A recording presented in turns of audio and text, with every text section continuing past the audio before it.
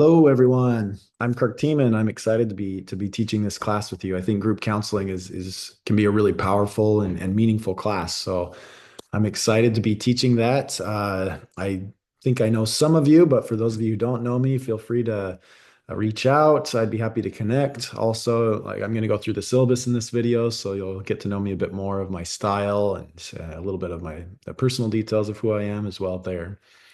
But without, I guess, without further ado, just to keep this video rolling, let's jump right into the syllabus. So I'm going to share my screen real quick, and we'll cover the syllabus.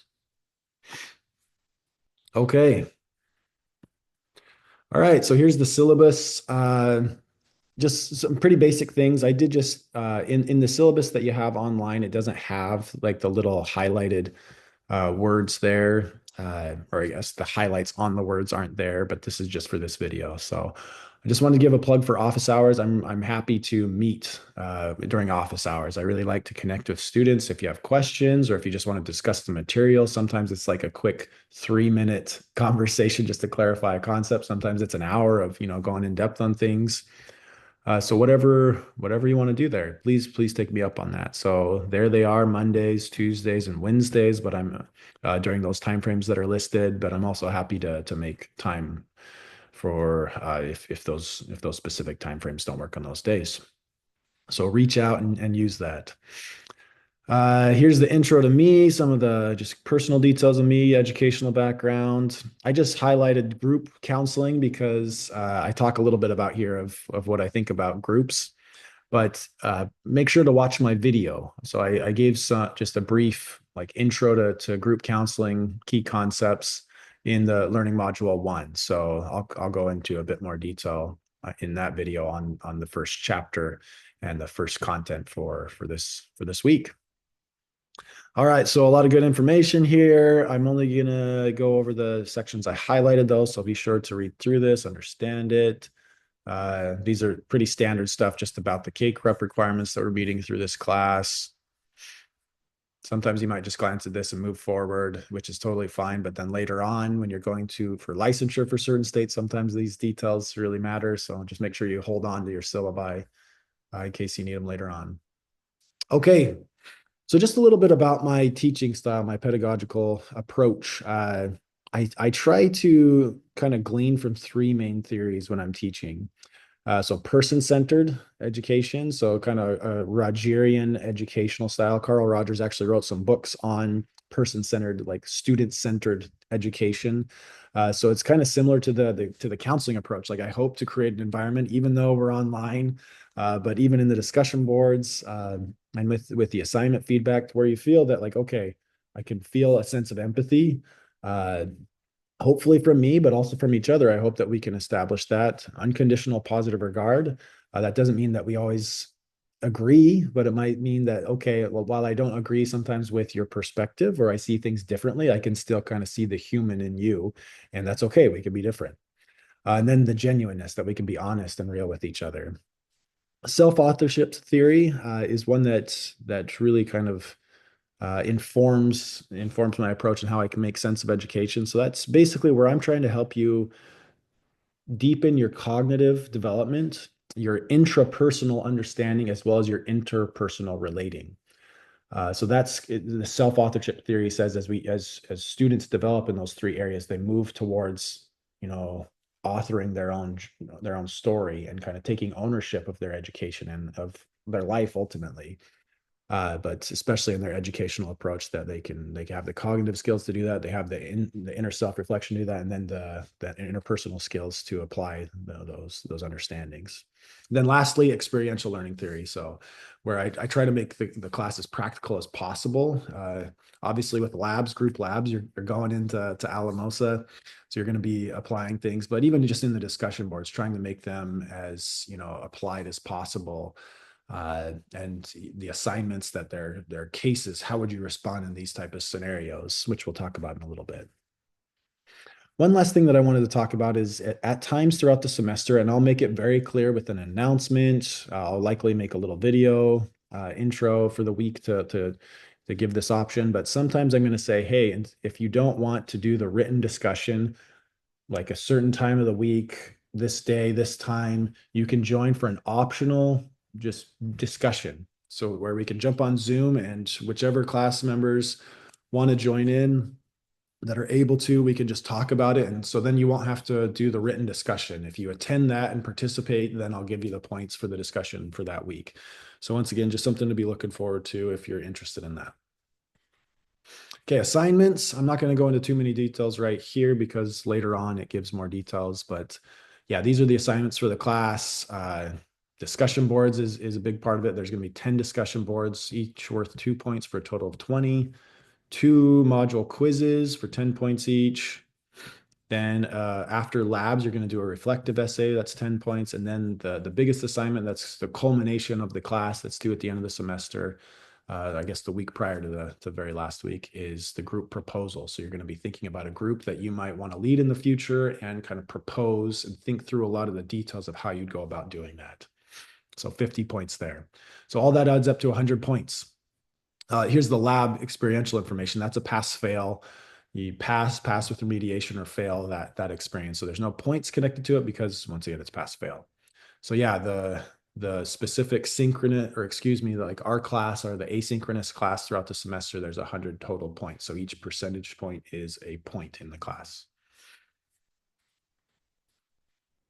This kind of describes what I just said there verbally, so you can look at the assignment breakdown to understand that, yeah, there's 100 total points.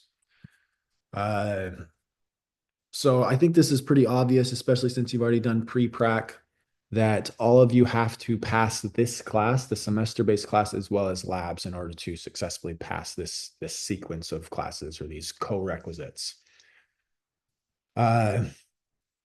So if you fail one of the two, and so let's say that you pass this class, the semester class, but for whatever reason you don't pass the group counseling labs, then you would have to retake both this semester course and labs. They have to be taken at the same time and passed together. The majority of you, I think those of you who did labs, pre-prac labs in the fall 2024, this is how the sequence was, that you either received a pass with remediation, or a fail in that exit interview. I believe those of you who did pre-prac labs in the spring of 2024, that you also received a specific grade with that. We were kind of moving the direction of not giving a specific grade like an A, B, C, et cetera, in those exit interviews, but we're just giving you a pass with remediation, or a fail. So that's, once again, instead of the letter grade, just giving the pass fail grade for labs, the lab portion. If you have questions about this, let me know. There's more details. It gives examples of what that means. So yeah, reach out if there's any questions there. All right. This is pretty standard stuff, but I just wanted to highlight it, that I do follow this syllabus policy. All assignments must be submitted or you can't pass the class. So if it's like, hey, I have like 90 points already, so I'm just going to skip an assignment. Yeah, don't do that. I need to see all of the work. Then confidentiality, this is really applicable to group labs, that you need to maintain that confidentiality, which will be talked about at group labs. But I think it also still applies even just to the discussion boards, that you're being respectful of your peers, that at times we're sharing, personal details or details about site work. Obviously, we're not going to be talking about any client names or information at all. Like, it can be very generic and kind of removed if it is, if you are kind of bringing up somewhat of a scenario. But just be sure to maintain that confidentiality. If you have any questions about that, reach out to me before, so yeah, if you're like, hey, I don't really know what that means in this case with this discussion board, reach out to me and let's talk. Okay, the artificial intelligence policy, the main thing there is just make sure, like, we get that, artificial intelligence is getting bigger and bigger. It's being used in education in a variety of ways. I think the use has accelerated faster than like figuring out how to use it well sometimes. So just make sure that you're being thoughtful, that you're not plagiarizing. You're not plagiarizing the artificial intelligence technology. That you're making it your own. You're maybe using it just to generate ideas and then move forward. So, and still APA is needed if needed to cite that. Graduate level writing, we're using the APA manual. Use the most recent edition, which is the 7th. Due dates.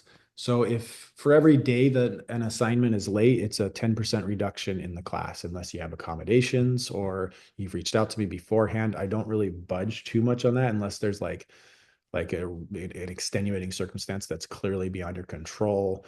Or if you have accommodations to be able to turn assignments in a little later, then that's completely fine. Though you have documentation for that, but yeah.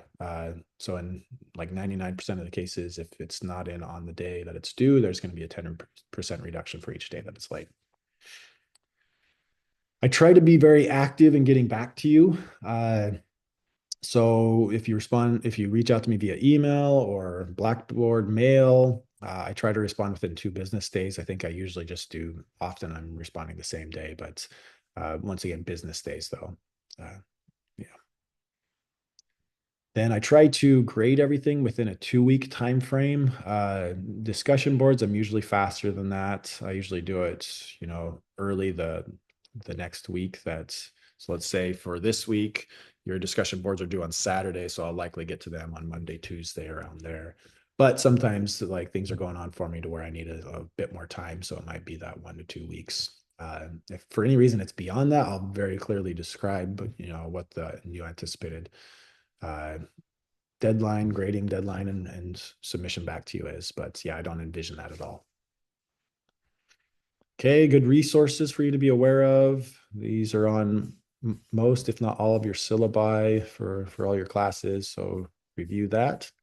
I'm not going to go into all of the details of the assignment descriptions, but I just wanted to highlight that I talked about what the assignments are, but here in this section, it goes into a lot more detail of, okay, what are the assignments? What are the expectations? So be sure to read through those.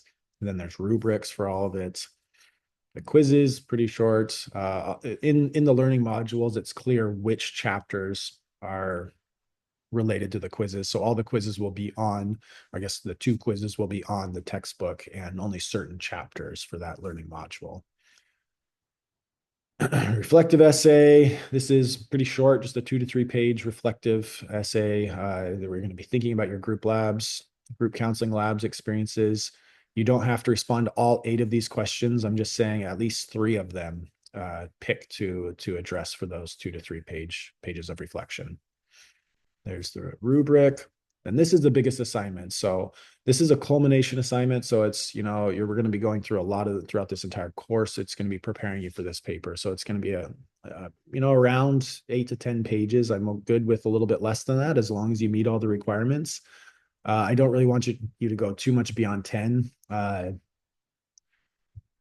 But that's kind of the approximate range there.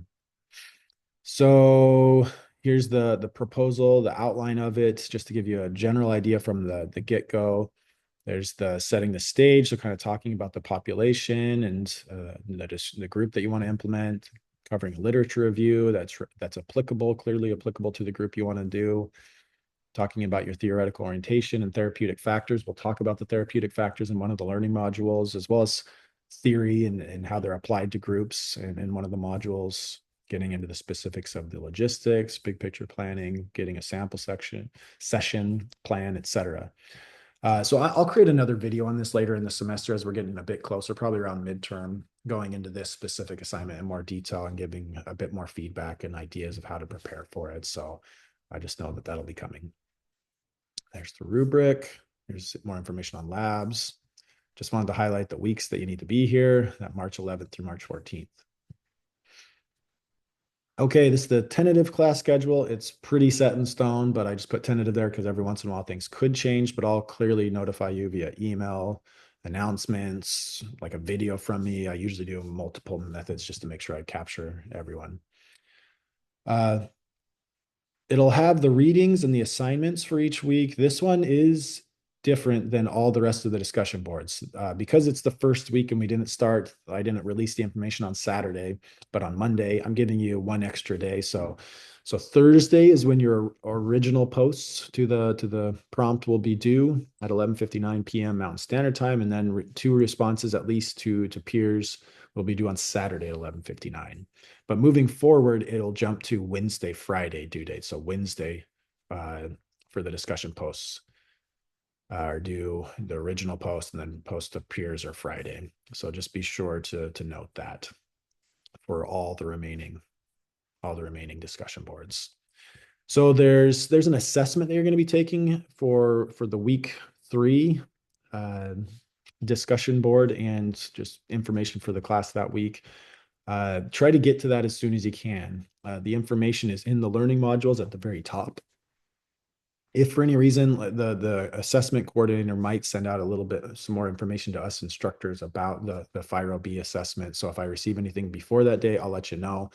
But I'd encourage you probably during week 2 near the end of the week to get after taking that FIRO-B. So around like, yeah, that Friday, January 31st, or even the Thursday of next week to get after taking the FIRO-B so that you can be ready to respond to the discussion board that's related to the FIRO-B.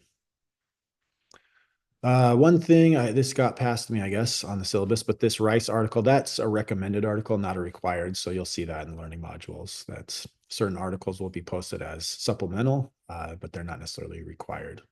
There are a lot of videos demonstrating the skills and the principles of groups. So I really strongly encourage you to watch those videos. Okay, that basically covers it. You'll be able to look through just all the assignments. The quizzes will be clearly marked. There's labs and spring break that go back to back, et cetera, all the way to the end of the semester. And I highlighted all these articles because they're likely going to be just recommended articles, but I'll clarify near the end of the semester if I want any of those to be required. But at this point, I'm anticipating them just being recommended articles. Yeah, so we'll be done the week before finals week. So I'll have the group proposal is due on May 9th, Mountain Standard Time, and then I'll be grading it and getting them back to you that finals week. So everything will be good to go for the end of the term. Okay, so that's the intro to the class via the syllabus. So if you have any questions, don't hesitate to reach out. Happy to go over things and excited for this semester. So see you on the discussion boards. See you in maybe in some of those optional live discussion boards as well, but looking forward to it. See ya.